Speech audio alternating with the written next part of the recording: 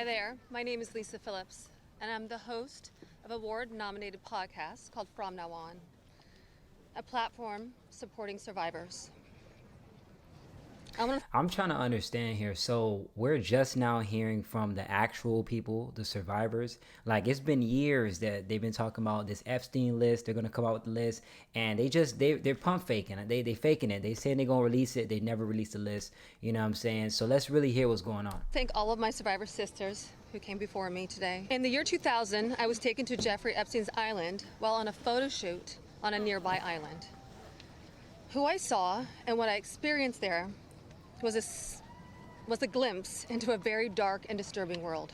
It's crazy because man, you just truly never know what someone's real intentions are towards you. You know, like you just never know.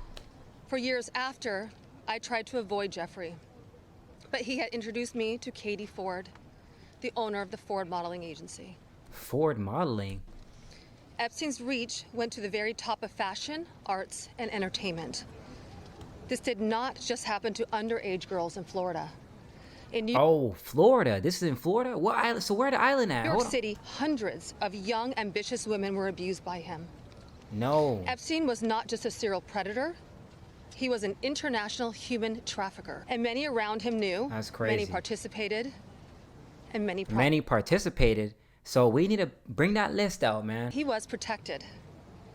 So I stand here today for every woman who has been silenced, exploited, and dismissed. We are not asking for pity.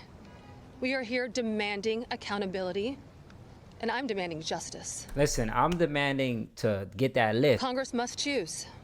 Will you continue to protect predators, or will you finally protect survivors? When I think about like when they said they were gonna first put out the list, name dropping people, and we still didn't really have like an eye on like what the survivors look like. We didn't really know too much about the survivors. These women here are safe and they made it out of that situation.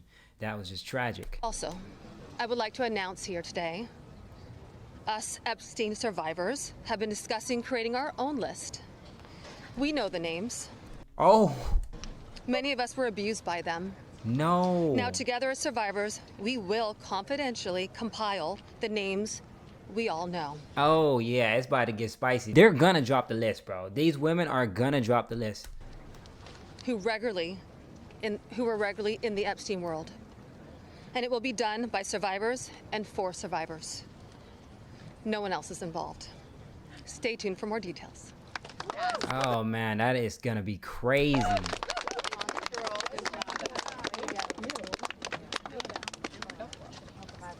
We're standing in solidarity with the survivors of the Epstein, man. Like, that whole case is just messed up, man. You know what I'm saying? But we're standing strong with the survivors, and I'm glad they made it out once again. Hello, my name is Shantae Davies, and I'm here before you today as a survivor of decades of pain, Survivor number 2. trauma, and betrayal at the hands of Ghislaine Maxwell and Jeffrey Epstein, Galen Maxwell, who was that? and the people who enabled them, and a government that for far too long refused to help.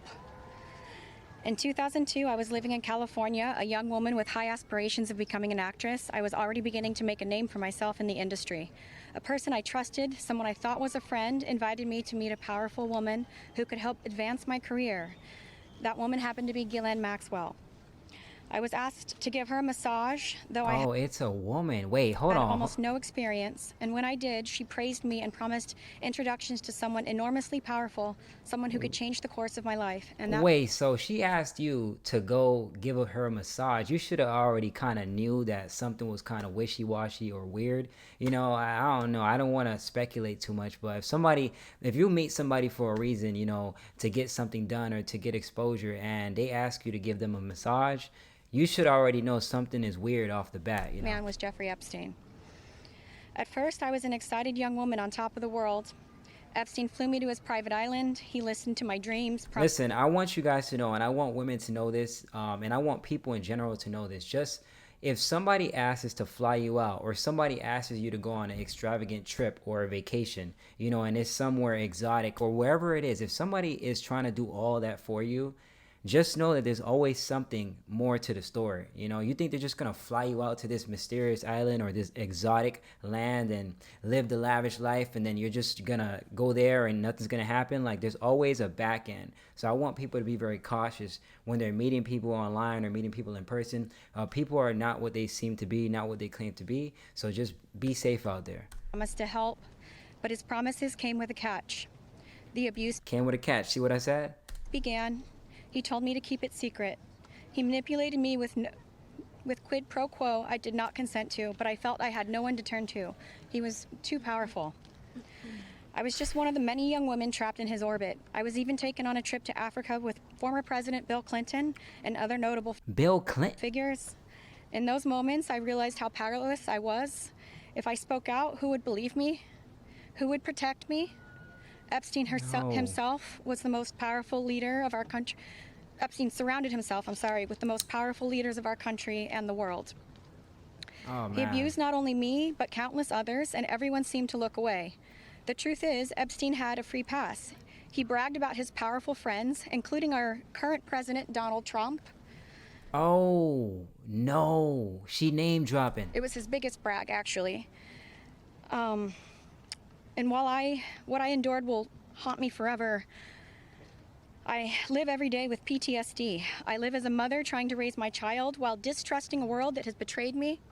I agree. I mean, how could you, live life after experience, all that? I mean, you have to live life, but, the trauma and experiences, I believe her, Kind of trauma never leaves you. It breaks families apart.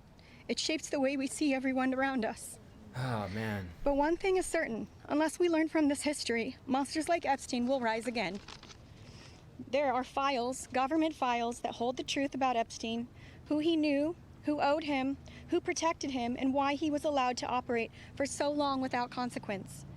Why was Maxwell the only one held accountable when so many others played a role? Why does the government hide this information from the public? Yeah, I don't know. That's just weird too. The government takes forever to release information.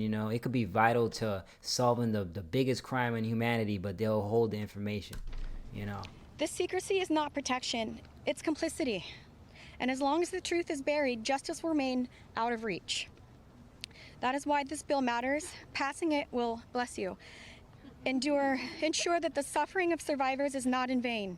Passing it will bring accountability, transparency, and prevention. It will help protect the next generation of predators who seek to place themselves above the law through wealth, influence, and connections. This is not just my story. It is about every survivor who carries invisible scars. It's about the weight we live with daily. Hearing this right here is just, I don't know. Like, she was young too at the time. Like, I could imagine, having kids and you don't know where they're at, and they go travel somewhere and you don't see them again, or something happens to them. Like, these are the things that would run through your mind, in that situation. I feel really bad for this woman. About the families broken and the future stolen. So I ask you, President Trump and members of Congress, why do we continue to cover up sexual abuse and assault? Who are we covering for? Let the public know the truth. We cannot heal without justice. We cannot protect the future if we refuse to confront the past. Thank you. It kind of like shapes your mindset when you go through something like that. It's like very traumatic. And I wouldn't want that for nobody in the world. We have to find justice. And imagine the people that did not survive, the women and the people that were involved that didn't get to make it out, right? You got to think about them too. Think about those situations. Give a round of applause for all the courage and strength that the survivors have shown. And I must say, I really appreciate these women coming forward. And it takes a lot, of courage to really come forward and to get in front of a bunch of people and speak, It's truly a powerful thing, and once again, I thank the survivors for coming forward and taking the time to speak to the world. Mr. President Donald J. Trump, I am a registered Republican, not that that matters because this is not political. However, I cordially invite you to the Capitol to meet me in person so you can understand this is not a hoax. Oh, she wants all the smoke, literally. We are real human beings. This is real trauma. What does it feel like emotionally to hear that? Did we get any responses from Trump yet on this? Like, I mean, this has been out, but I mean, like, obviously with this news being so soon, have we gotten any response from Trump? Because it's like they're calling him out, like, literally. It's being gutted from the inside out. Not that I would know what that feels like, but I imagine it's the anxiety buildup with the depression and the survival mode, and then your nervous system goes limp and ironically is shot. And it feels like you just want to explode inside because nobody, again, is understanding that this is a real situation. These women are real. We're here in person. To say that it's a hoax is just not. Please humanize us. Yeah, I agree. I would like Donald J. Trump and every person in America and around the world to humanize us, to see us for who we are and to hear us for what we have to say. There is no hoax. The abuse was real. Now, what goes on behind closed doors, I can't speak for that.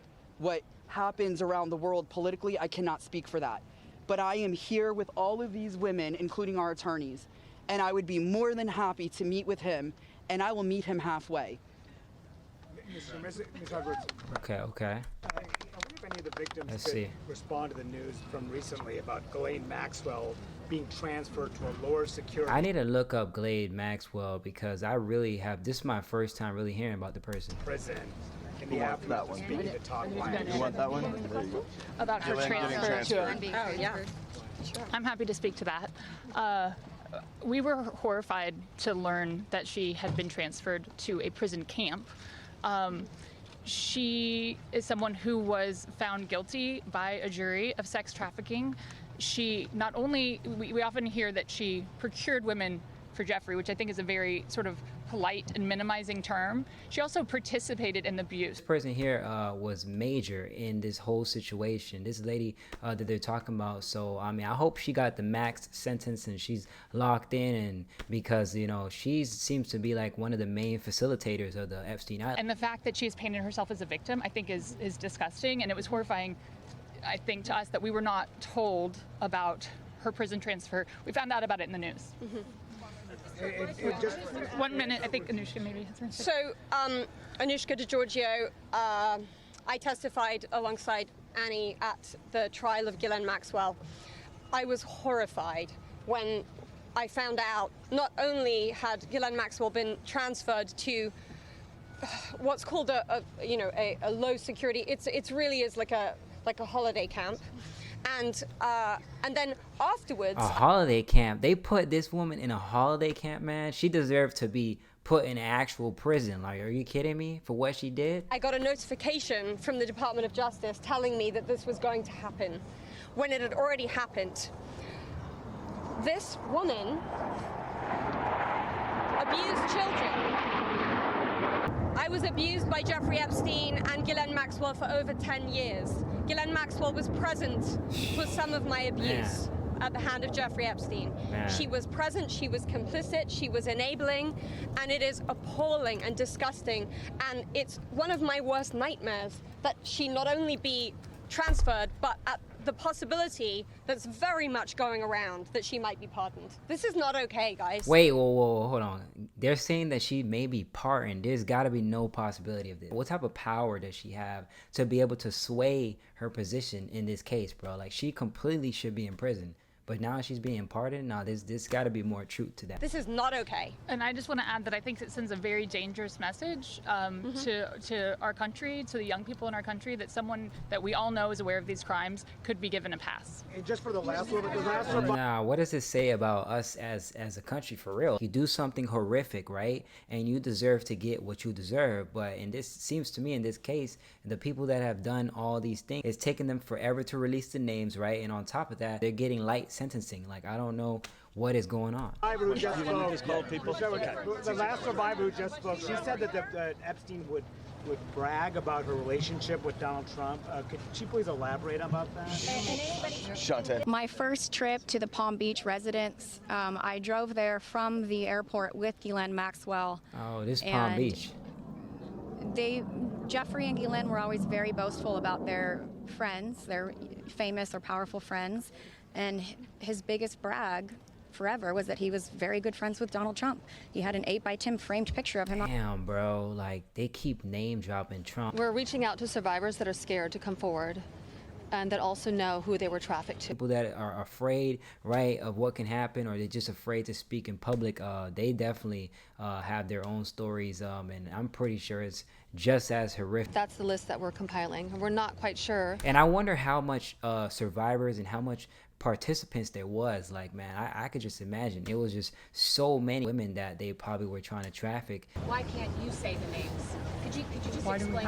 Why do we have to say the names when the government knows the names? I understand her. Like, if the government has the documentations, they have all the facts, they have the names, the government should be the ones. It makes us think twice, like, damn, what's wrong with the government? Why are they trying to hide stuff? They don't want to say the names. They could. It's really the government's job to release this situation, release all this information people need to understand. And we're also scared to do so. Look what's happened to so many of the survivors that have revealed names. And think about it too, like, you're dealing with such a powerful person and you name drop them, right? Like, you see how they're name dropping Trump, but they name drop the wrong person. Yeah, you would have to be under like witness protection, or even that may not even, somebody might hire a hitman on you. Like, I see why these women are afraid to actually reveal the name. They want to do it, but they're scared. I think it's also worth saying that having represented, I think, between our firm and Boyce Schiller, hundreds of victims, and we've talked to them about the various people that they were farmed out to. So we've created somewhat of a list. Most of these individuals, the victims, are very scared to say these names because they could get sued, they're going to get attacked, and nobody protected them the first time. And that was against one person. So is there a list? There is a list, but just to dispel kind of the common theme here, every one of these women was abused by Jeffrey Epstein, and his scheme was to personally abuse women. When they reached a certain age, he did farm a section of them, some of them, out to some of his friends. This whole Epstein list, this whole Epstein case is just sick, like very sick. All of his friends. With that said, this man was dealing with women, and then he let his friends like basically in on the women that he's experienced, or like exactly what he's doing. Like this whole thing was a mess. More than happy to assist in helping create the list behind the scenes and see what we do with it. But if someone's interested, Go ahead. Hold on. I think if someone's interested in prosecuting, they may have something different to say about sharing a list. But they're not sharing a list for nothing to happen, and that's the experience that they've had for all of these years. These are powerful women. They came to the podium and they spoke, and they're letting us know this is a real thing. I always believed, even years ago when they said Epstein Island had a list and they said they were going to drop and they didn't, I always believed it was a true thing. You know, I don't think people just, and this much women have came to the forefront about it. I don't think this is a hoax, you know what I'm saying? If they really went through what they went through and you're saying it's a hoax, man, that's just ridiculous, man. This world needs Jesus, and we all need Jesus, but specifically this case right here needs to be solved, man. It needs to be solved for mankind, because America, we're looking crazy right now.